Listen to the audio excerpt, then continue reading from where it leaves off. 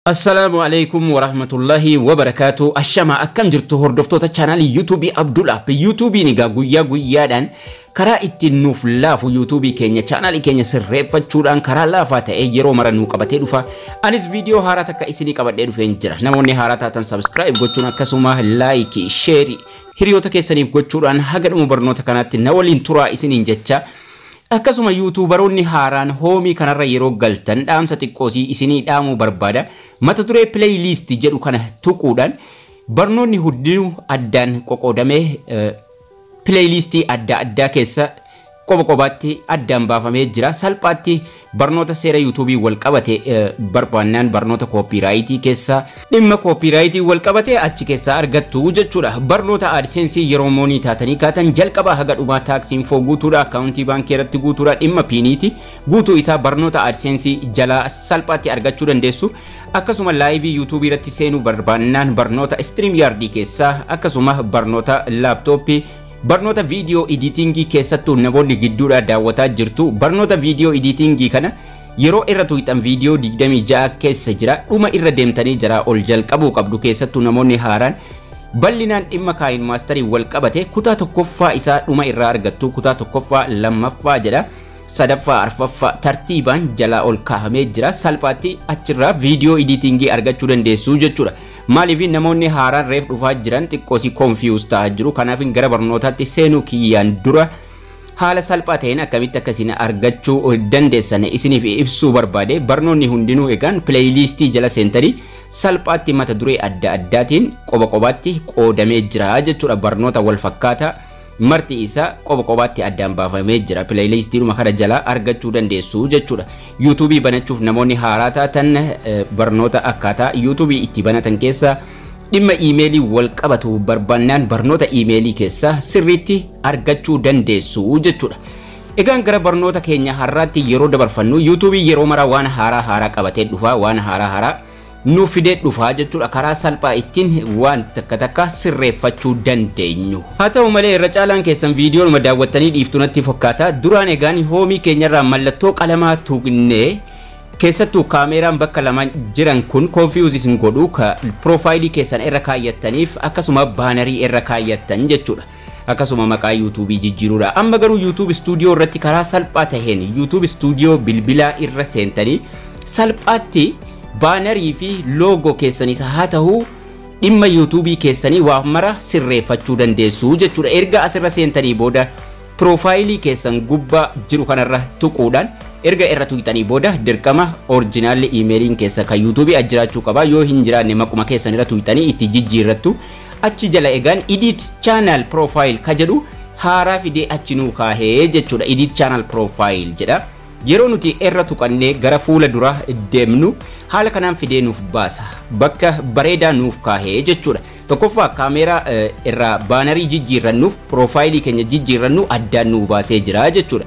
Channelii YouTube tokko dirqama baanarii qabaachuu qaba. Keessattuu amma faa YouTube Studio irraa salphaatti sirreeffachuu dandeessu waan ta'eef yeroo sirreeffachuu qabdu kaameraa xiqqoo kana tuqxaniituma suuraa irra kaayyattu. Garuu suuraa isin irra kaa'uu qabdan suuraa sirrii ta'e suuraa saayizii sanaan dalagame baanar meekariidhaan duraan hojjedheen ture. Baanar meekarii kanarra seentanii suuraadhuma ta'e fiddanii irra kaa'uu hin dandeessanu. Kaataagorii irra tuquudhaan YouTube channel artist 2560 1440 yoo kan tambilaliitii hojjettan irra isiniin seenu dirqama channel artiidhaan hojjechuu qabdu. Barreeffama bakka isinii kenname sanarra kaa'uu qabdu jechuudha. Yoo barreeffama bakka sana hin keenye irraa bahaa irraa kutaa jechuudha. Yeroo kana fayyadamtan haala kamiin akka itti hojjettan duraan viidiyoo salphaa takka isinii hojjedheen jira. Akkasuma aappii kana Telegiraamii irraa akkasiin argachuu dandeessanis himeen ture duraan. Dirqama barreeffama maqaa chaanalii keessanii subscribe, like, share waan barbaadan jalatti barreessitanii feetan suuraa xiqqeessitanii cinaarra kaahuudhaan gubbaa kanatti fayyadamuu hin qabdan.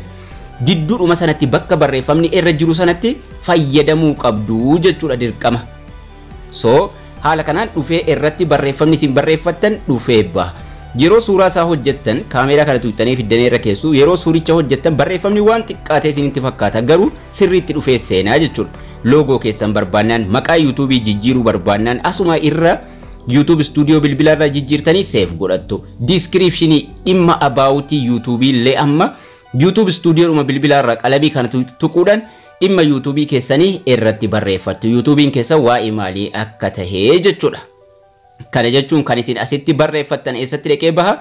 Chaanalii YouTube keessan abaawotii jalatti dhaqee baha jechuudha. Chaanalii keessan jala yeroo seentan baanariin keessan haala kanaan dhufee sirriitti isiniin ta'a. Abaawotii jalatti immoo kan isin descriptionii irratti dhimma YouTube keessanii barreeffattan dhufee asitti isinii baha jechuudha. Kanaafuu YouTube Studio bilbilaa irratti amma salphaa godhameera waan ta'e jennaan achuma YouTube Studio bilbilaa irra profaayilii keessanii irra tuquudhaan edit channel profile ka jedhu irra tuqxanii salphaatti baanarii keessan irra kaayyachuu dandeessu jechuudha.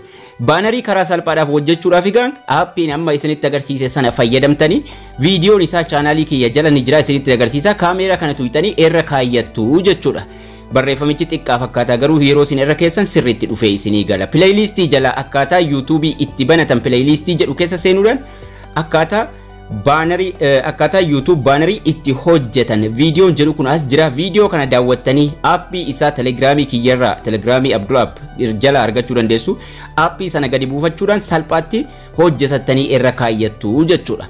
Kanaafuu baanarii qabaachuu qabdu akkasuma loogoo mataa keessanii sirriitti qabaachuu qabdu jechuudha. YouTube Studioon karaa laafaadhaan nu fide waan ta'eef sirriitti itti fayyadamuu qabdu jechuudha. Baanarii kana irra keessanii yeroo YouTube waa laaffise sirriitti waan sana yeroodhuma sanatti itti fayyadamuun barbaachisaadha. Duraan Chrome irraa irra kaa'ama ture booda gara YouTube irratti eegalame.